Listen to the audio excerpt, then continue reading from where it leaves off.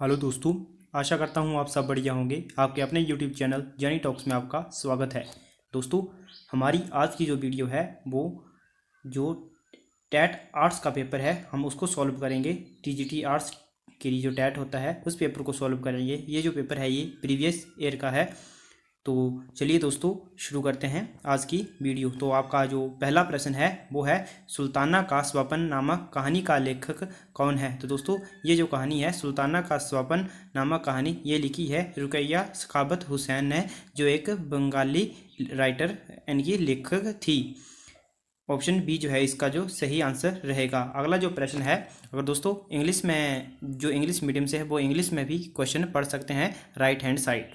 अगला जो प्रश्न है, विश्व का कौन से मरुस्थल सबसे सूखा है। तो कौन सा होना है था यहाँ, विश्व का कौन सा मरुस्थल सबसे सूखा है। तो दोस्तों जो विश्व का सबसे सूखा मरुस्थल है वो है आटाकामा। ऑप्शन सी जो है वो इसका सही आंसर रहेगा। ये विश्व का सबसे गर्म स्थान भी है। ये जो है ये आपके दक्षिण अमेरिका महाद्वीप में है। और जो विश्व का सबसे बड़ा मरुस्थल है वो सहारा है। इसका जो ऑप्शन ए सहारा रहेगा। और इसका जो सही आंसर है वो है ऑप्शन सी आटाकामा, विश्व का जो सबसे सूखा मरुस्थल। अगला जो मुख्य प्रश्न है, भारतीय रिजर्व बैंक का मुख्यालय कहाँ अवस्थित है। तो दोस्तों आपको बताना है भारतीय रिजर्व बैंक का मुख्यालय कहाँ है। तो जो भारतीय रिजर्व बैंक है आरबीआई है उसका जो मुख्यालय है वो मुंबई में है। अगला जो मुख्य प्रश्न है, किसे भारतीय नागरिक उड्डयन पिता कहा जाता है। तो दोस्तों जो जेआरडी टाटा हैं उन्हें भारतीय नागरिक उड्डयन का पिता कहा जाता है, father of Indian civil aviation. दोस्तों अगला जो मुख्य प्रश्न है, मॉस्किटो शब्द किस भाषा से लिया गया है। दोस्तों सबसे पहले तो आपको पता होना चाहिए मॉस्किटो किसको बोला जाता है। तो मॉस्किटो जो दोस्तों मच्छर को बोला जाता है। और ये जो मॉस्किटो शब्द है ये स्पेनिश भाषा से लिया गया है। तो इसका जो ऑप्शन ए है वो सही हो जाएगा, स्पेनिश।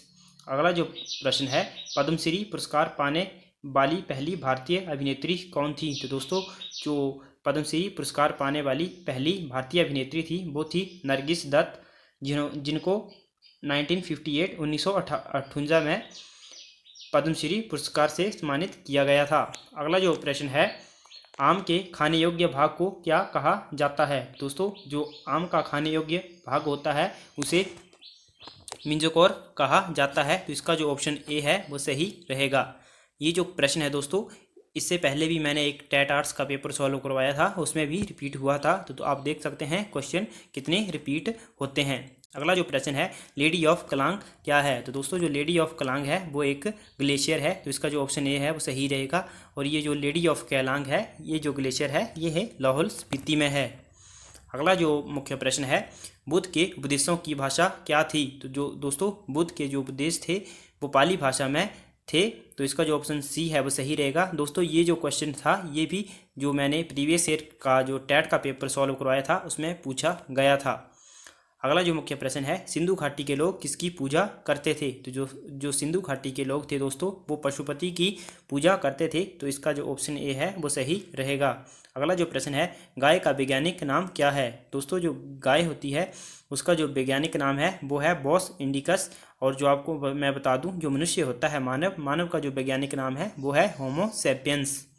अगला जो प्रश्न है, कुंजम दर्रा होना था यहाँ पे, कुंजम दर्रा कहाँ स्थित है। तो दोस्तों जो कुंजम दर्रा है वो स्पीति घाटी में यानी कि लाहौल स्पीति जिले में है। तो ऑप्शन डी जो है वो इसका सही हो जाएगा।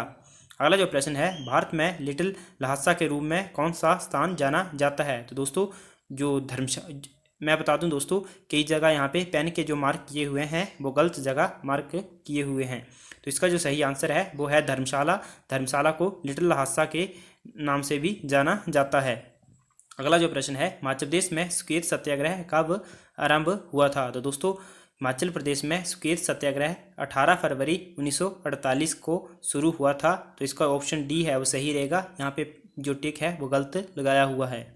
अगला जो प्रश्न है, गेयटी थिएटर शिमला में दिखाए जाने वाले प्रथम नाटक का क्या नाम था। तो दोस्तों जो प्रथम नाटक गेयटी थिएटर शिमला में दिखाया गया था उसका नाम था टाइम विल टेल। इसका जो ऑप्शन बी है वो सही रहेगा। और दोस्तों जो गेयटी थिएटर था वो 1887 ईस्वी में खोला गया था पहली बार। अगला जो प्रश्न है, राष्ट्रपति लोकसभा में निम्न का प्रतिनिधित्व करने के लिए 2 सदस्यों को नामांकित कर सकते हैं। तो दोस्तों जो राष्ट्रपति को ये शक्ति प्राप्त है कि जो 2 सदस्यों को वह नामित कर सकते हैं। जो एंग्लो इंडियन, इसका जो ऑप्शन डी है, एंग्लो भारतीय, इनको नामित कर सकते हैं, ये अनुच्छेद 331 और 32 के तहत। अगला जो मुख्य प्रश्न है, खुदाई खिदमतगार आंदोलन के प्रवर्तक कौन थे? तो दोस्तों जो खुदाई खिदमतगार आंदोलन था उसके जो प्रवर्तक थे वो खान अब्दुल गफ्फार खान थे। तो इसका जो ऑप्शन डी है, इन्हें ऑप्शन डी जो है, सॉरी ऑप्शन जो सी है, खान अब्दुल गफ्फार खान, सही रहेगा। अगला जो प्रश्न है, कौन सा राष्ट्रीय उद्यान हरियाणा राज्य में है?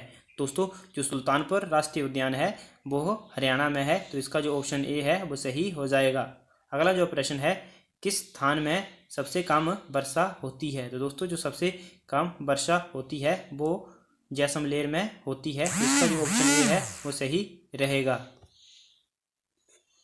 अगला जो मुख्य प्रश्न है, किस नदी को बिहार का शोक कहते हैं? तो दोस्तों कोसी नदी को बिहार का शोक कहा जाता है। तो इसका जो ऑप्शन सी है वो सही हो जाएगा।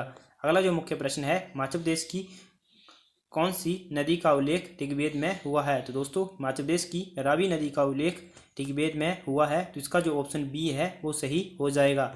अगला जो प्रश्न है, हिमाचल प्रदेश की जनजाति खम्पा उद्गम स्थान है? तो दोस्तों जो हिमाचल प्रदेश की जनजाति है खम्पा, उसका उद्गम स्थान तिब्बत में है। तो इसका जो ऑप्शन ए है वो सही हो जाएगा।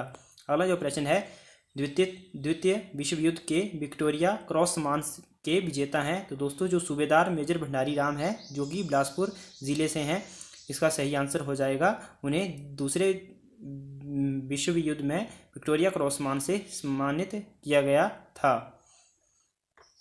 और जो प्रथम विश्व युद्ध था उसमें जो विक्टोरिया क्रॉस सम्मान से सम्मानित हुआ था वो जमादार लाला राम जी को सम्मानित किया गया था, वो हमीरपुर जिले से हैं।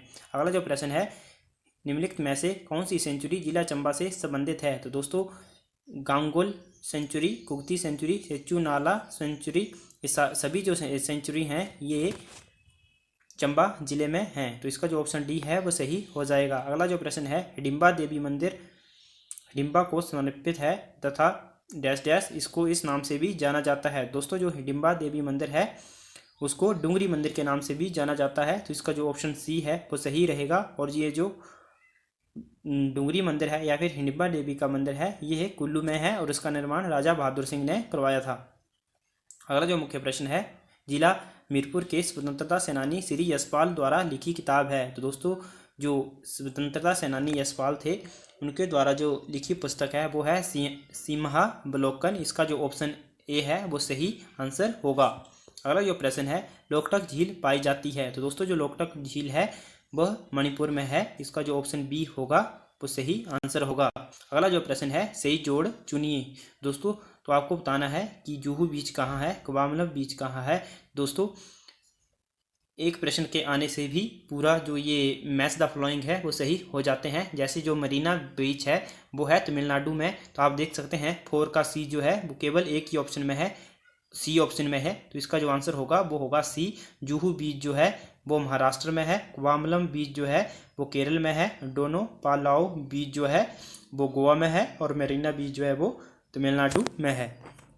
अगला जो प्रश्न है, मिजोरम राज्य में कौन सा नृत्य लोकप्रिय है? तो दोस्तों जो मिजोरम राज्य है वहाँ पर चेरा जो लोक नृत्य है वो काफ़ी फेमस है। अगला जो प्रश्न है, भारत में महाविपदा प्रबंधन बिल की प्रस्तावना कौन से वर्ष में हुई थी? तो दोस्तों जो भारत में महाविपदा प्रबंधन बिल की प्रस्तावना 2005 में हुई थी। तो इसका जो ऑप्शन ए है वो सही हो जाएगा। तो दोस्तों आज की वीडियो में इतना ही। इसका पहला पार्ट सॉल्व हुआ है। अगर ये आपको ये पार्ट पसंद आता है तो वीडियो को लाइक करें और शेयर करें, क्योंकि दोस्तों दूसरा पार्ट तभी आएगा जब इस पर अच्छे व्यूज़ आ जाएंगे। तो धन्यवाद दोस्तों, टेक केयर, जय हिंद, जय भारत, वंदे मातरम।